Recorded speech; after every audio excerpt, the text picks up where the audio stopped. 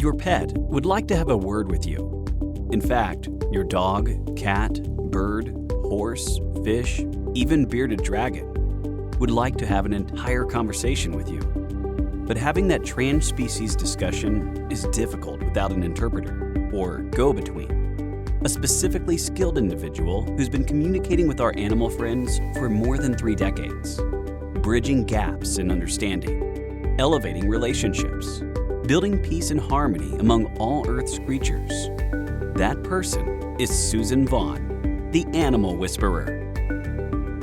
In this episode, my traumatized guinea pig companion, Wiggy. Wiggy was my well-loved guinea pig companion. He was my happy little rodent boy, squeaking with delight at the sight of dandelion greens. But the life he had before me was a difficult one, and it made relaxing Wiggy's greatest challenge. He'd been on high alert whenever people came around for most of his short life.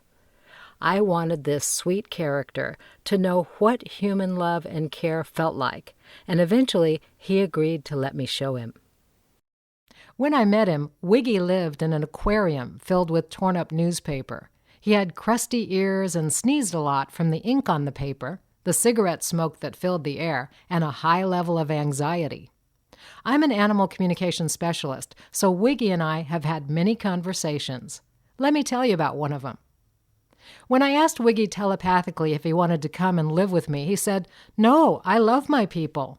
But after a moment, he asked me to show him the details of what I was offering. Where would I be going? What would the new life look like? How would we travel there? He asked me. With telepathic mind pictures, I showed Wiggy the answer to each of his questions. I would purchase a small carrier, fill it with hay, and we would ride 5 or 6 hours in the car to get to our destination. He would have a comfortable habitat, and I would research how to best care for him. I told him I'd never had an animal friend like him and would need to get myself educated. By evening, when I checked on him telepathically from across town, he had decided to come along. What a sensitive animal companion Wiggy turned out to be. I came to understand just how sensitive my little rodent friend was as he dashed around his habitat, hiding out here and there. Wiggy felt safe behind the small vertical bars of his habitat. For more than 6 months, he protested with loud and anxious screams, though, whenever I took him out of the habitat for any reason. Eventually, he told me why he was so frightened.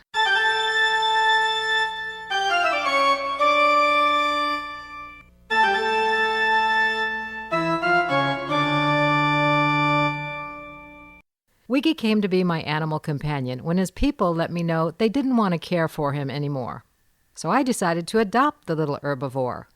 I'm an animal communication specialist, so Wiggy and I had a telepathic chat about some of what happened in his first home. When Wiggy came to live with me, he was scared and suspicious. If I lifted him out of the habitat for any reason, he screamed nervously and would bite at my clothing.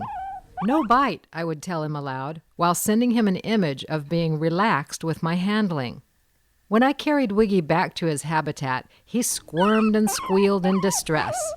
With telepathic pictures, he showed me on more than one occasion he had found himself sailing through the air back into his old aquarium habitat.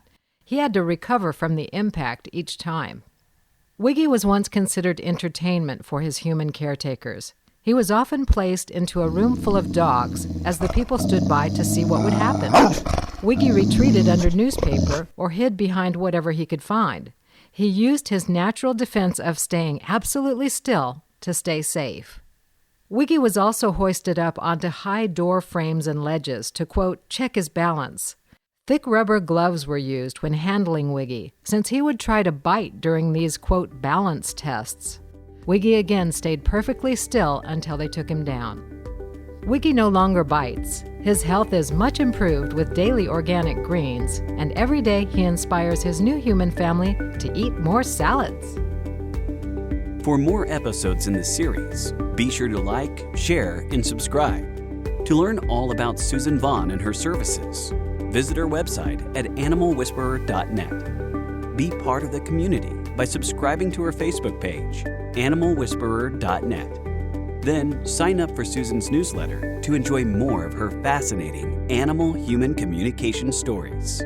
So, until next time, join Suzan as she talks to the animals on The Animal Whisperer.